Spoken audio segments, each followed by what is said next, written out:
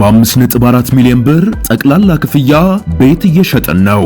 አዎ ይህ ቅድመ ክፍያ አይደለም፣ ሙሉ ክፍያ እንጂ። በቡልጋሪያ መብራት ሰመር ሪል ስቴት አፓርትመንቶችን ከባለ 1 እስከ ባለ 3 መኝታ ቤቶችን እስከ 50% ብድር አመቻችቶ እንዲሁም የንግድ ሱቆችን ከግራውንድ እስከ 3ኛ ፎቅ ድረስ ለሽያጭ አቅርቦላችኋል። ልብ ይበሉ፣ የዋጋ የሚቆየው ለ10 ቤቶች ብቻ ነው። ታዲያ ምን ይጠብቃሉ? አሁኑኑ ይደውሉ።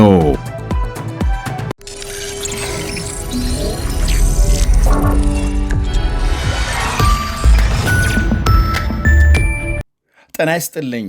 ይህ አዋዜ ነው። የዕለቱን ዋና ዋና ጉዳዮች እንመለከታለን። በላይ በቀለ ነኝ። በአሜሪካና ጣሊያን መሪዎች መካከል አዲስ የቃላት ጦርነት መነሳቱ ተነገረ።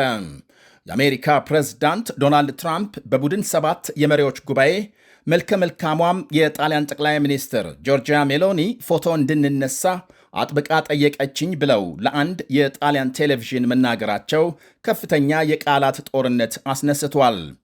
የትራምፕ ንግግር እጅግ ያስደነገጣቸው ጠቅላይ ሚኒስትሯ ሙሉ በሙሉ የፈጠራ ወሬ ነው ሲሉ ውድቅ አድርገዋል።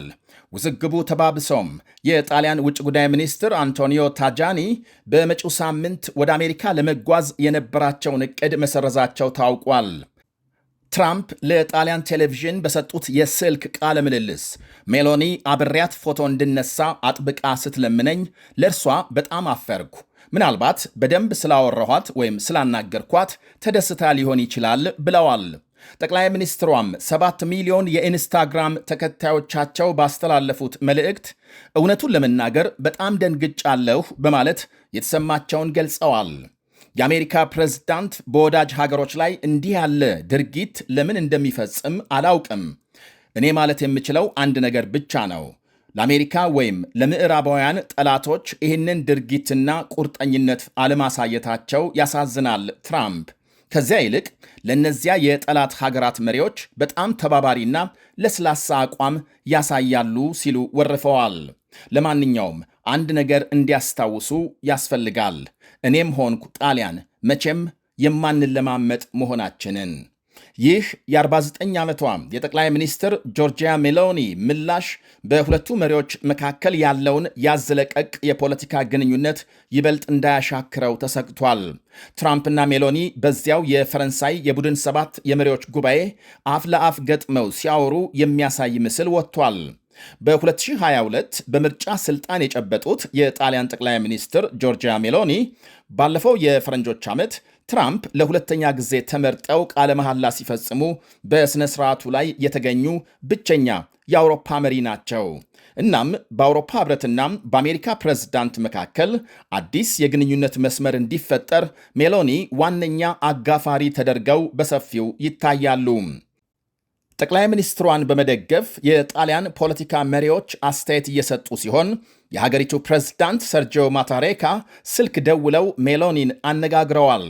የተቃዋሚ ዲሞክራቲክ ፓርቲ ሴናተር ፊሊፖ ሳንሲ ማንም ይሁን ጠቅላይ ሚኒስትሯን እንዲህ በትዕቢት ሊያናግራቸው መብት የለውም ብለዋል።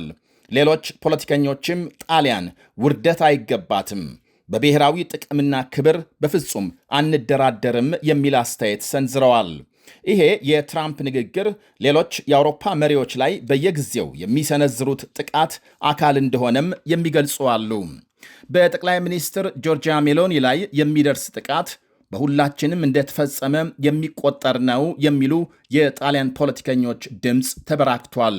ከነጩ ቤተ መንግሥት በጉዳዩ ላይ እስካሁን የተሰጠ ምላሽ የለም።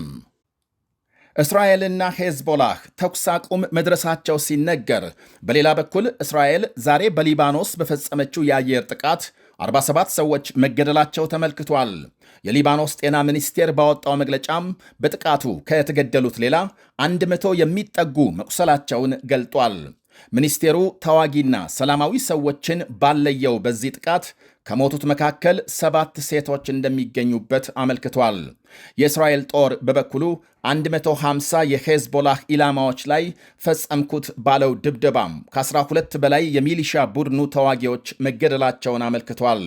ጠቅላይ ሚኒስትር ቤንያሚን ኔታንያሁ ዘመቻውን አድንቀው በማኅበራዊ መገናኛቸው ጽፈዋል። ሄዝቦላህ በደቡብ ሊባኖስ በፈጸመው የድሮን ጥቃት 4 የእስራኤል ወታደሮች መገደላቸውን የተለያዩ ዘገቦች አመልክተዋል። ይህንን ተከትሎ ሁለቱ ወገኖች ተኩስ አቁም መድረሳቸው ተነግሯል። ከዛሬ ከሰዓት ጀምሮ የአሁኑ አዲስ ተኩስ አቁም የተደረሰው በአሜሪካና ኳታር አደራዳሪነት መሆኑን አንድ ከፍተኛም የአሜሪካ ባለሥልጣን ገልጸዋል። ከሄዝቦላህ በኩል ስምምነቱ ተቀባይነት እንዳገኘና ከእስራኤል ወገን እስካሁን ይፋዊ መግለጫም አልወጣም። ያም ሆኖ ጠቅላይ ሚኒስትር ቤንያሚን ኔታንያሁ የእስራኤል ጦር ከደቡብ ሊባኖስ ለቆ እንደማይወጣም ዛሬም በድጋሜ ገልጸዋል። ከደቡብ ሊባኖስ በሚዋሰነው ሰሜን እስራኤል ከጥቃት ነፃ እስከሚሆን ጦራቸው ሊባኖስ እንደሚቆይ አረጋግጠዋል። በሌላ ዜና አሜሪካም በኢራን ወደቦች የጣለችውን እገዳ ማንሳቷን ስታስታውቅ የኢራን ጠቅላይ መሪ ሞጅታባ ካማኒ ስምምነቱ ከተፈረመ ወዲህ ለመጀመሪያ ጊዜ አስተያየት ሰጥተዋል። ፕሬዝዳንት ትራምፕ ተስፋ በመቁረጣቸው ስምምነቱን እንደፈረሙ የገለጹት ካማኒ የመግባቢያ ሰነዱን ፈርመው ወይም ደግሞ ፈረምን ማለት የአሜሪካንን ጥያቄዎች ተቀበልን ማለት አይደለም ብለዋል። በቀጣይ የሁለቱ ሀገሮች መሪዎች በአካል ተገናኝተው ድርድር እንደሚካሄድ የጠቀሱት ጠቅላይ መሪው የሀገራቸው ፕሬዝዳንት የኢራንን ጥቅም እንደሚያስጠብቁ ማረጋገጫ ስለሰጧቸው ስምምነት እንዲደርሱ መፍቀዳቸውን ገልጸዋል። ይህ በእንዲህ እንዳለ ዛሬ አርብ በስዊዘርላንድ ሊካሄድ የነበረው የስምምነቱ የፊርማ ስነ ስርዓት መሰረዙን የፓኪስታን ባለስልጣናት ገልጸዋል። ምክንያቱ የሁለቱ ሀገራት መሪዎች በርቀት ስለፈረሙ የጄኔቫው ስነ ስርዓት አያስፈልግም በሚል እንደሆነ የፓኪስታን ውጭ ጉዳይ ሚኒስቴር ገልጧል። የኢራን ውጭ ጉዳይ ሚኒስትር አባስ አራክቺ በበኩላቸው ሊባኖስን ጨምሮ በምንም ሁኔታ ስምምነቱ ከተጣሰ ተጠያቂዋም አሜሪካ ናት ብለዋል። ውጭ ጉዳይ ሚኒስትሩ ከፓኪስታን አቻቸው ጋር በስልክ ባደረጉት ውይይት በስምምነቱ በሁሉም ግንባሮች ውጊያ እንዲቆም በመስፈሩና ሊባኖስን ጭምር የሚመለከት በመሆኑ ተፈጻሚ እንዲሆን አስገንዝበዋል። ስምምነቱ የሚጣስ ከሆነ ደግሞ ኃላፊነቱን የምትወስደው አሜሪካ ናት ብለዋል። ይሄ የውጭ ጉዳይ ሚኒስትሩ አባባል በሊባኖስ የቀጠለውን የእስራኤል ዘመቻን የተመለከተ ስለመሆኑ ዘገቦች አመልክተዋል። በዓለም ዙሪያም ከ117 ሚሊዮን በላይ ሕዝብ መፈናቀሉን የመንግስታቱ ድርጅት የስደተኞች ከፍተኛ ኮሚሽነር ገለጹ።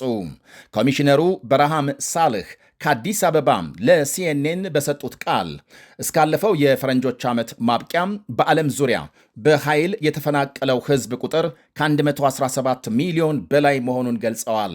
በግጭት፣ በብጥብጥ፣ በሰብአዊ መብት ጥሰትና በሌሎች ችግሮች ከተፈናቀሉ ሰዎች መካከል 68 ሚሊዮን የሚሆኑት በሀገር ውስጥ ተፈናቅለው የሚገኙ ናቸው ብለዋል። በእርስ በርስ ጦርነት እየታመሰች ካለችው ሱዳን ከ14 ሚሊዮን በላይ ሕዝብ መፈናቀሉ ሲነገር ይህም በተፈናቃይ ብዛት አንደኛ አድርጓታል። የሞሮኮ ብሔራዊ ቡድን አምበል አሽራፍ ሐኪሚ ባስገድዶ መድፈር ክስ ፍርድ ቤት ሊቀርብ ነው። ከ3 ዓመት በፊት ሐኪሚ በፓሪስ መኖሪያ ቤቱ አስገድዶ ደፍሮኛል በማለት አንዲት ሴት ለመሠረተችው ክስ ተጫዋቹ ፍርድ ቤት እንደሚቀርብ የፈረንሳይ አቃቢያነ ሕግ ዛሬ አረጋግጠዋል።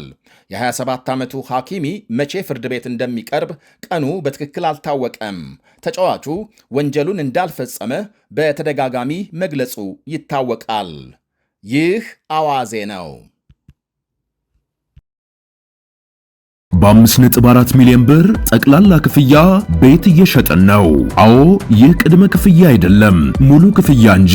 በቡልጋሪያ መብራት ሰመር ሪል ስቴት አፓርትመንቶችን ከባለ 1 እስከ ባለ 3 መኝታ ቤቶችን እስከ 50% ብድር አመቻችቶ እንዲሁም የንግድ ሱቆችን ከግራውንድ እስከ 3ኛ ፎቅ ድረስ ለሽያጭ አቅርቦላችኋል። ልብ ይበሉ፣ የዋጋ የሚቆየው ለ10 ቤቶች ብቻ ነው። ታዲያ ምን ይጠብቃሉ?